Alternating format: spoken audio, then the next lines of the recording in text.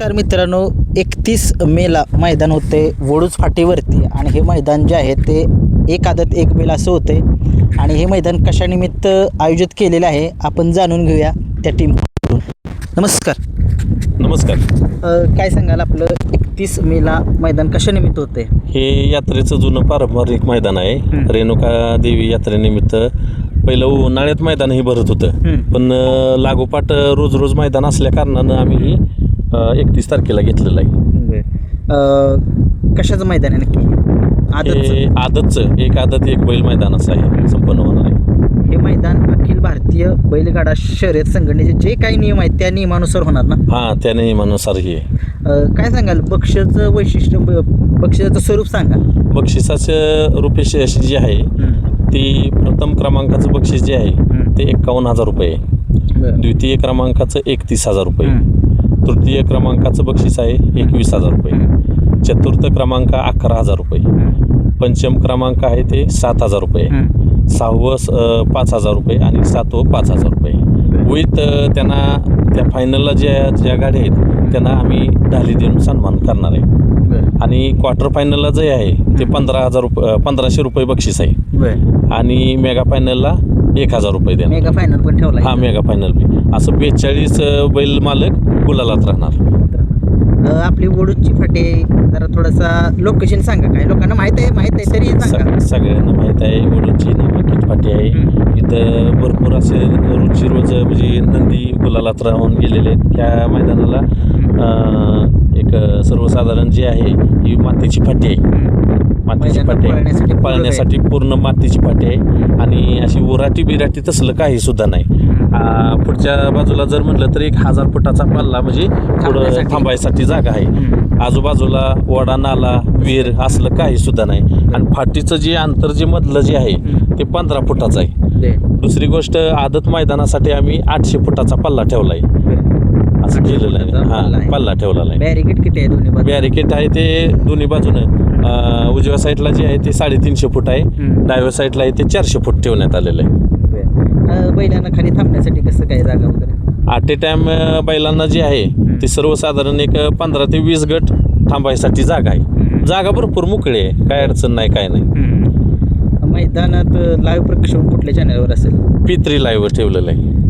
समालोचक कोण असतील मैदानात? सुनील मोरे आहेत, गणेश तांबे आहेत आणि प्रताप तात्या जांजुर्णे आणि किरण भिसे रिसवडकर. मैदान सकाळी किती वाजता चालू? सकाळी 9ला पहिला फेरा चालू होणार. लाईव्ह लॉट कधी? रात्री, आदल्या दिवशी रात्री आम्ही 9 वाजता चालू करणार. जे बक्षीस तुम्ही जे सांगितले गाड्या कमी जर आले तर ते बक्षीस दिलं ना? जे ठरलेल्याप्रमाणे जे बॅनरवरती दिलेलं बक्षीस आहे त्याच्यात एकही रुपया कमी दिला जाणार नाही.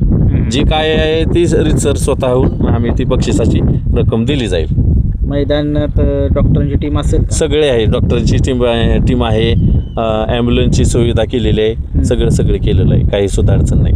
पब्लिकच्या फाटीचं कसं कराल? कारण पब्लिक आत येतं, त्याचं नियोजन कसं कराल? ते आमचे पंचगिरी म्हणजे जे पंच जे ठेवलेले आहेत त्यांच्या म्हणजे ह्याच्यानुसारच आम्ही हे केलेलं आहे. झेंडा पंच म्हणून कोण असते? सोमनाथ जगदाळे आहेत पेडगावचे.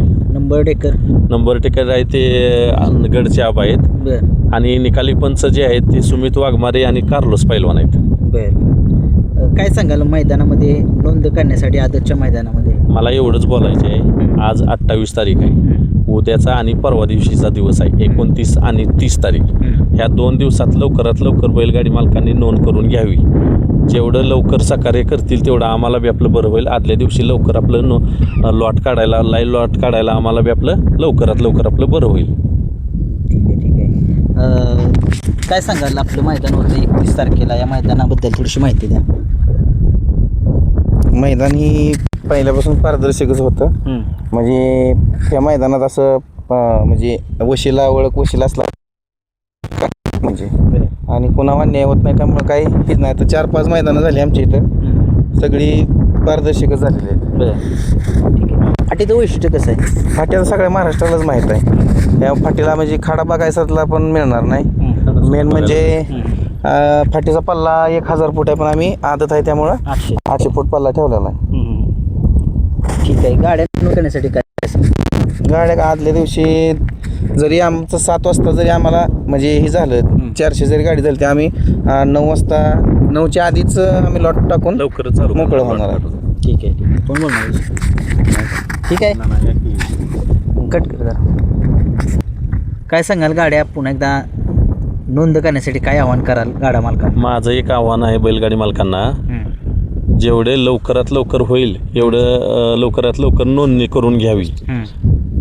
आणि महत्त्वाचं मेन म्हणजे आदल्या दिवशी आम्ही 5 वाजता तर 5 वाजता लाईव्ह लॉट काढणार आहे. बरं. कारण जेणेकरून कसं बैलगाडी मालक बाहेरून म्हणजे लांबून येणार आहेत आणि लवकरात लवकर ही आता पावसाळी दिवस आहेत, अजून काय पावसाचं वातावरण झालेलं नाही तरी पण आपलं लवकरात लवकर चालू होईल, लवकरात लवकर आपलं दिवशी सेफ्टी फायनल होईल ही महत्त्वाचं आहे, दुसरं काही नाही आमचं. ठीक आहे. बैलगाडी मालकांना माझी एक विनंती राहील, जी मैदान जी भरतं आहे, आपण वडूजमधून येताय तुम्ही त्या डांबरी रस्ता सोडून येताय, वरच्या बाजूला रस्त्याच्या वरच्या बाजूला जी शेतीचं म्हणजे पडीक रान आहे त्या ठिकाणी बैल मालकांनी कोणीही तिथं त्या ठिकाणी बैल बांधायची नाही ती. एवढीच विनंती राहील.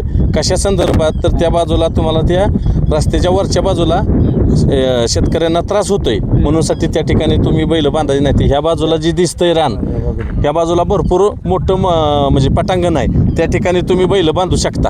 एवढीच विनंती आहे, दुसरं काही सुद्धा नाही. ठीक आहे. एखाद्या शेतकऱ्याचं नुकसान न होणे एवढीच आमची विनंती, दुसरं काही सुद्धा नाही. ठीक आहे. धन्यवाद. हां.